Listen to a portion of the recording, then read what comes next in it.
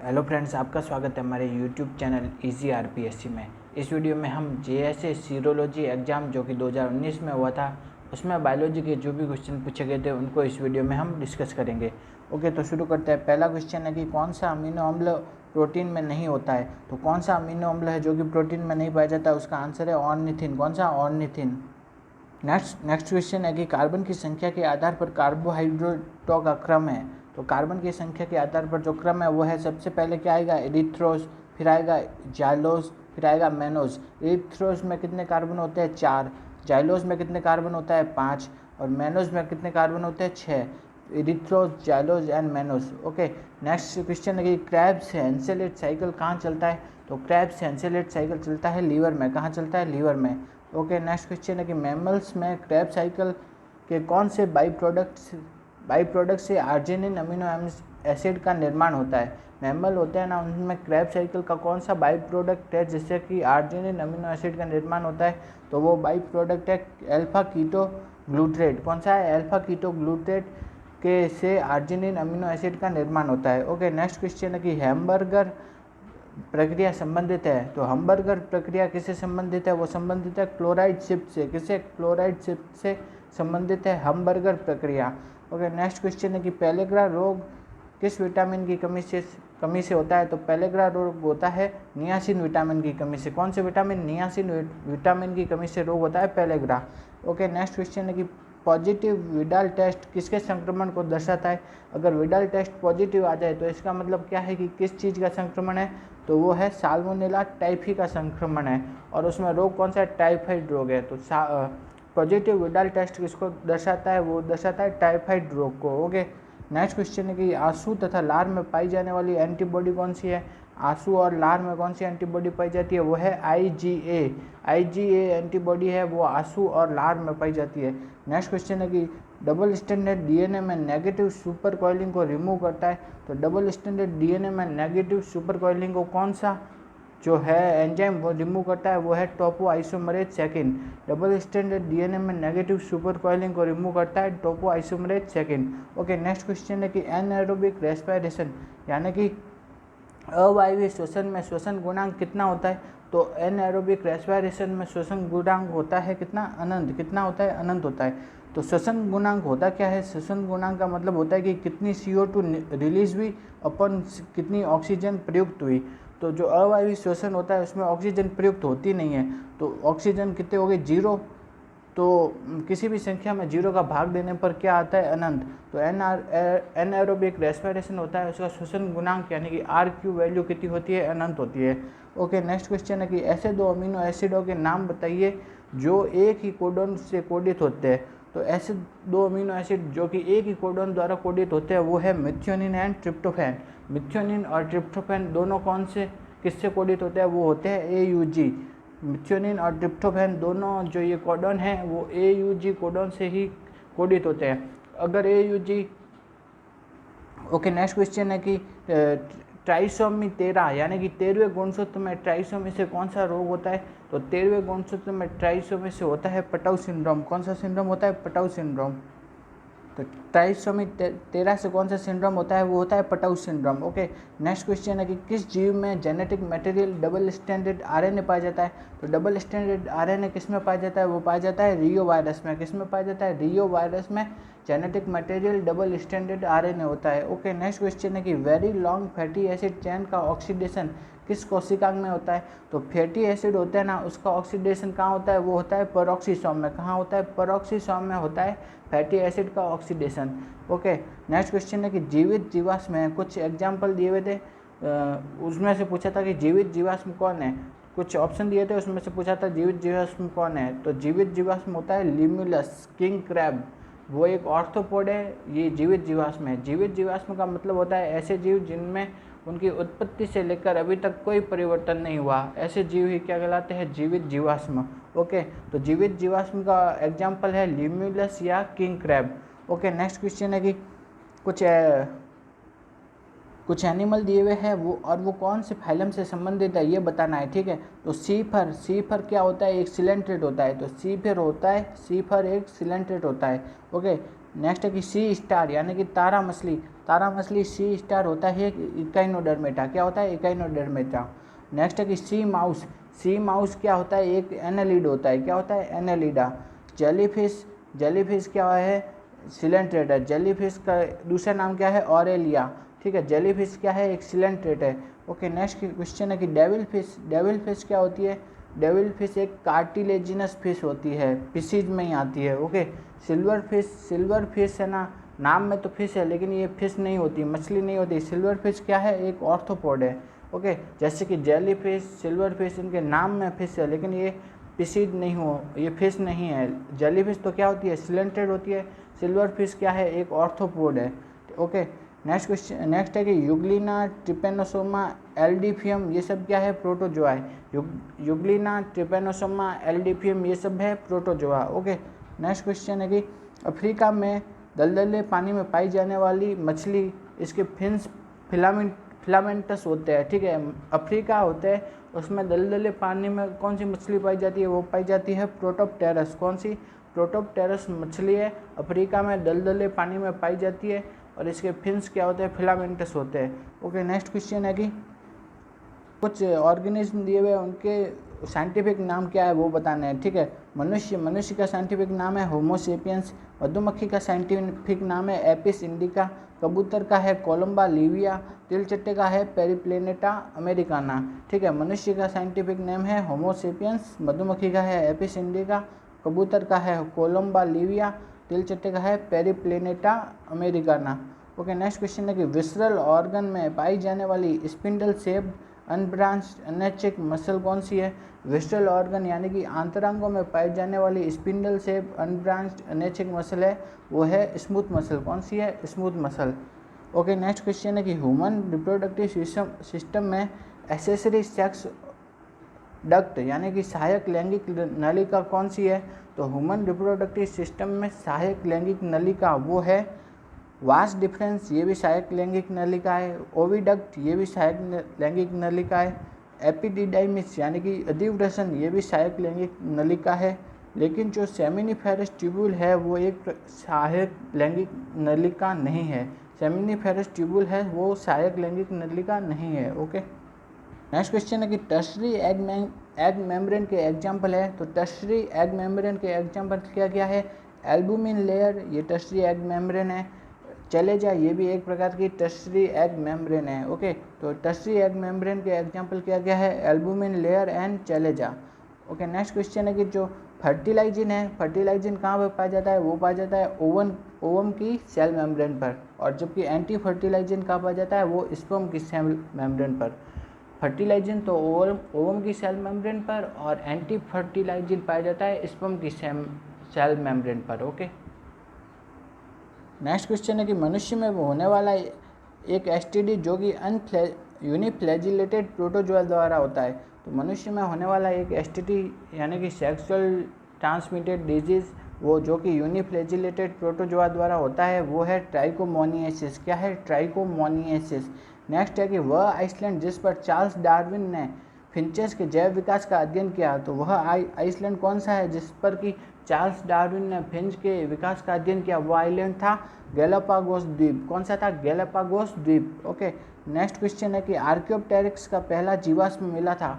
Archaeopteryx का पहला जीवाश्म कहाँ से मिला था, वो मिला था जर्मनी से। कहाँ से, जर्मनी से मिला था आर्कियोप्टेरिक्स का पहला जीवाश्म।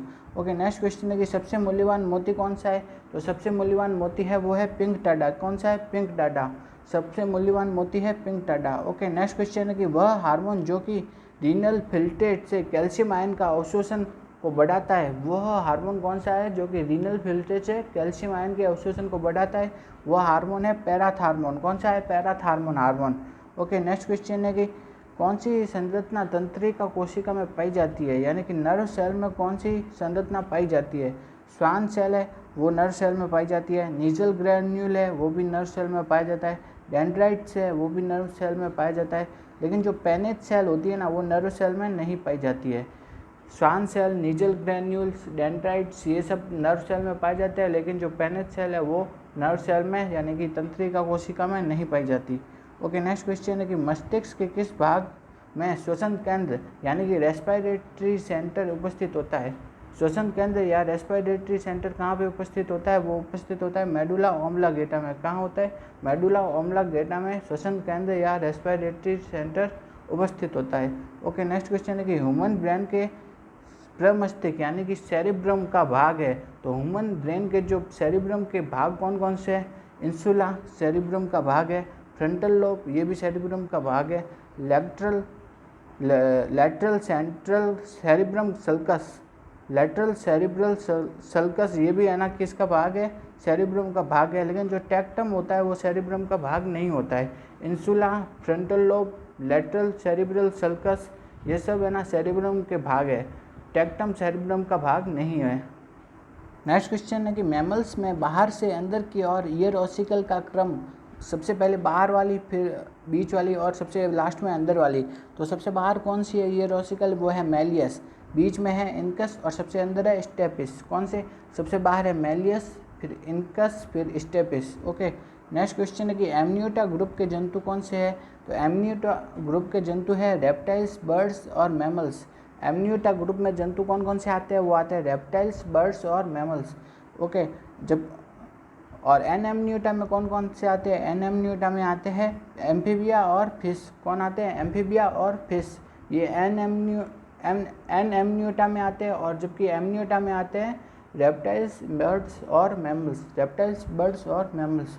ओके, नेक्स्ट क्वेश्चन है कि वायरस संक्रमित रोग जो कि बच्चों की लार ग्रंथियों को प्रभावित करता है, बच्चों की लार ग्रंथियों को प्रभावित करने वाला वायरस संक्रमित रोग कौन सा है? वो है मम्प्स। कौन सा है? मम्प्स।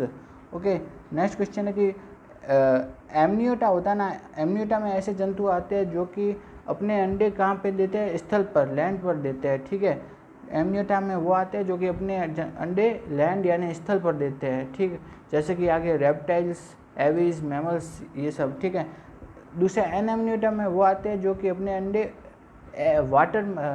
जो कि अपने अंडे पानी में देते हैं यानी कि वाटर में देते हैं। उसमें आ गया फिश, एम्फीबियंस। एन एमनियोटा में आ गए फिश, एम्फीबियन, और एमनियोटा में आ गए रेप्टाइल्स, बर्ड्स और एविज। ओके, नेक्स्ट क्वेश्चन है कि पेट्रिफिकेशन की क्रिया में पादपों के कोमल भाग किन खनिजों द्वारा विस्थापित होते हैं? तो पेट्रिफिकेशन की क्रिया में पादपों के जो भागों में है ना कौन से खनिज भर जाते हैं? वो भर जाते हैं सिलिका, SI और Ca, कैल्शियम और सिलिकॉन। ठीक है, तो पेट्रिफिकेशन की क्रिया में पादपों के कोमल भागों में कौन से खनिज भर जाते हैं? वो भर जाते हैं SI एंड Ca, कैल्शियम और सिलिकॉन।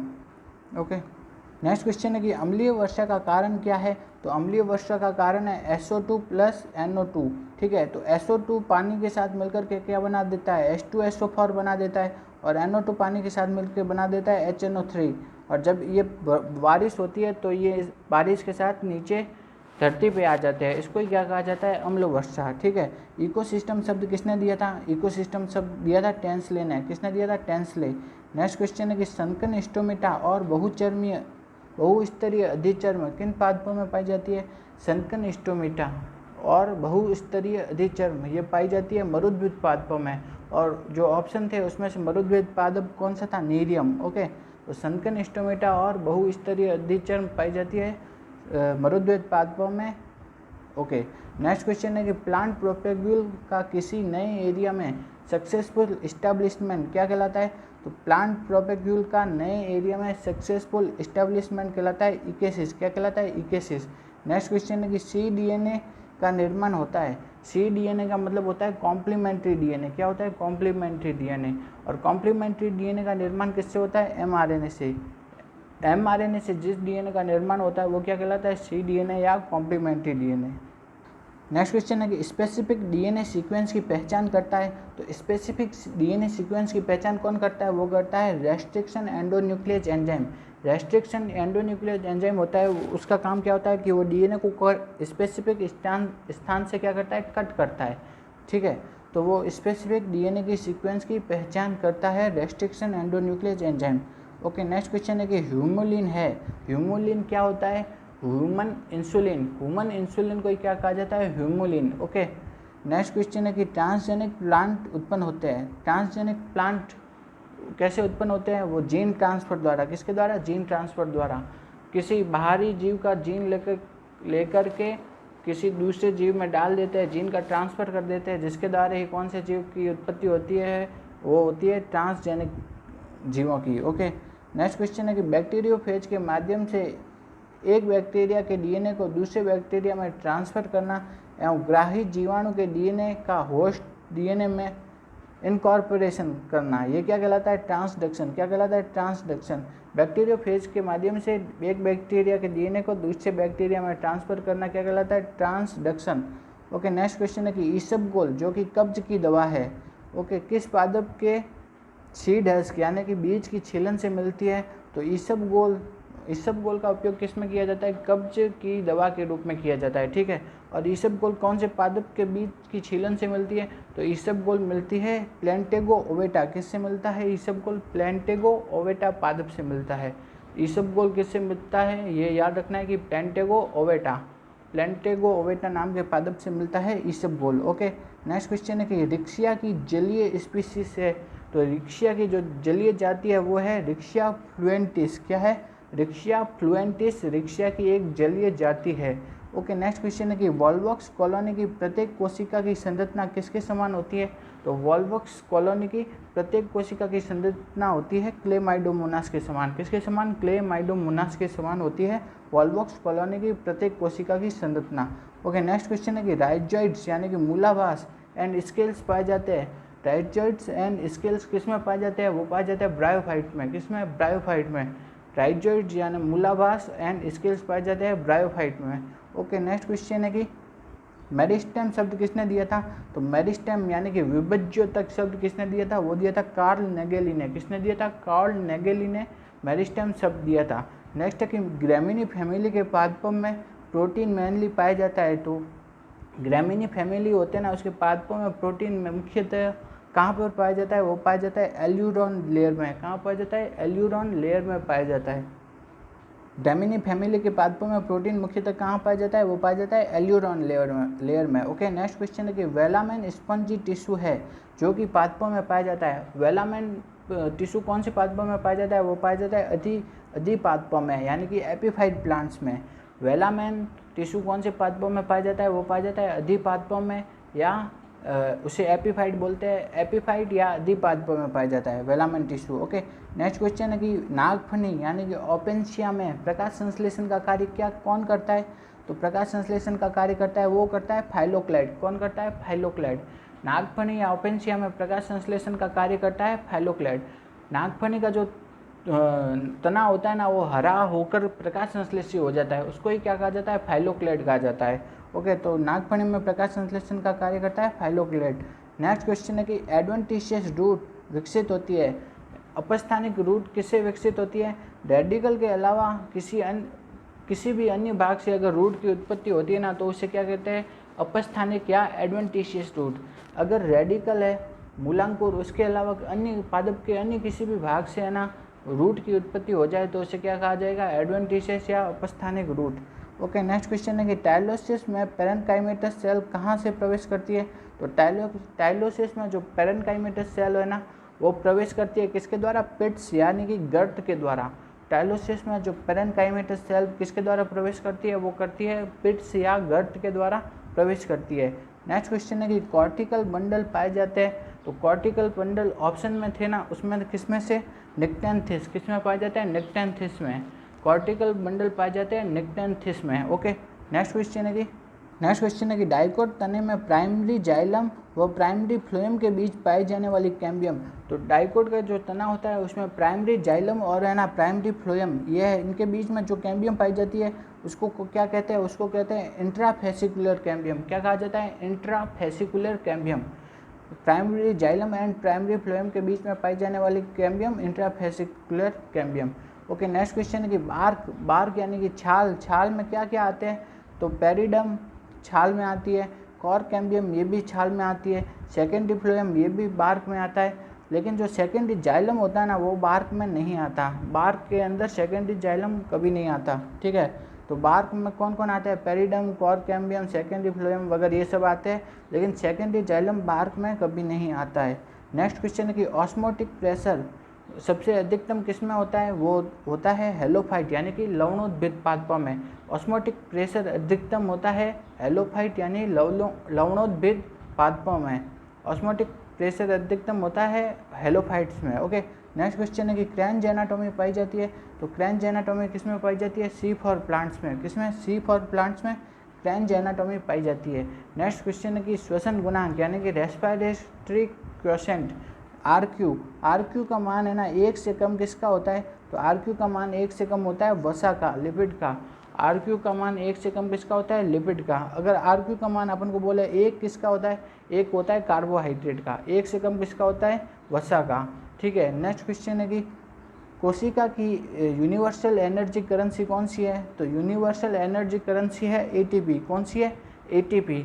सेल की यूनिवर्सल एनर्जी करेंसी है एटीपी। ओके, नेक्स्ट क्वेश्चन है कि परजीवी शैवाल है, तो परजीवी शैवाल कौन सी है, वो है सिफेलियोडोस। कौन सी है, सिफेलियोडोस। सिफेलियोडोस क्या है, एक ग्रीन एल्गी है और ये चाय की पत्तियों पर क्या है, परजीवी रहती है। तो परजीवी शैवाल है सिफेलियोडोस, एक ग्रीन एल्गी है जो कि किस पर परजीवी रहती है, वो चाय की पत्तियों पर। ठीक है, चाय की पत्तियों पर लाल कीट रोग करती है सिफेलियोडोस। ओके, ये बहुत इंपॉर्टेंट क्वेश्चन है। चाय की पत्तियों में लाल कीट रोग किसके कारण होता है, सिफेलियोडोस ग्रीन एल्गी के कारण होता है। ओके, नेक्स्ट क्वेश्चन है कि ओव्यूलर स्ट्रक्चर जो कि पराग नलिका को माइक्रोपाइल की तरफ वृद्धि करने हेतु प्रेरित करती है, तो माइक्रोपाइल की तरफ वृद्धि करने हेतु प्रेरित कौन सी संरचना करती है, वो करती है ऑब्ट्यूरेटर। कौन सी, ऑब्ट्यूरेटर। पराग नलिका को माइक्रोपाइल की तरफ वृद्धि करने हेतु प्रेरित करती है ऑब्ट्यूरेटर। ओके, नेक्स्ट क्वेश्चन है कि कसाभिका विन्यास जिसमें कसाभिकाएं जीवाणु की पूरी सतह पर फैली रहती है, ये जीवाणु है इसकी इस तरह से पूरी सतह पर कसाभिकाएं फैली रहती है ना, तो वो कसाभिका विन्यास क्या कहलाता है, वो कहलाता है पेरिट्राइकस। क्या कहलाता है, पेरिट्राइकस। ऐसा कसाभिका विन्यास जिसमें कसाभिकाएं जीवाणु की पूरी सतह पर फैली रहती है क्या कहलाता है, पेरिट्राइकस। ओके, नेक्स्ट क्वेश्चन है कि जीवाणु में मेसोजोम का कार्य क्या है, तो जीवाणु में मेसोजोम का कार्य होता है श्वसन या रेस्पिरेशन। जीवाणु होते हैं ना, उसमें मेसोजोम का कार्य क्या होता है, श्वसन या रेस्पिरेशन। ओके, नेक्स्ट क्वेश्चन है कि आइसोमॉर्फिक पीडी एकांतरण पाया जाता है, तो आइसोमॉर्फिक पीडी एकांतरण किन में पाया जाता है, वो पाया जाता है टेरिडोफाइट में। किन में, टेरिडोफाइट में आइसोमॉर्फिक पीडी एकांतरण पाया जाता है। ठीक है, यहाँ पे जो ऑप्शन में जो टेरिडोफाइट का एग्जाम्पल था वो था एक्टोकार्पस। ठीक है, तो आइसोमॉर्फिक पीडी एकांतरण पाया जाता है टेरिडोफाइट में। ओके, नेक्स्ट क्वेश्चन है कि वायरस का वाहक है, तो वायरस का वाहक कौन है, वह है ऑप्लिडियम। क्या है, ऑप्लिडियम। वायरस का वाहक है ऑप्लिडियम। ओके, ऑल्पिडियम। ओके, नेक्स्ट वायरस का वाहक क्या है, ऑल्पिडियम। नेक्स्ट क्वेश्चन है कि दालचीनी पादप के कौन से भाग से मिलती है, तो दालचीनी मिलती है छाल से। किससे मिलती है, छाल से। दालचीनी मिलती है छाल से। ओके, नेक्स्ट क्वेश्चन है कि किस वायरस में प्रोटीन कोट एब्सेंट होता है, केवल आरएनए पाया जाता है, तो ऐसा कौन सा वायरस है जिसमें कि प्रोटीन का कोट एब्सेंट होता है, केवल आरएनए पाया जाता है, वो है पोटैटो स्पिंडल ट्यूबर वायरस। कौन सा है, पोटैटो स्पिंडल ट्यूबर वायरस।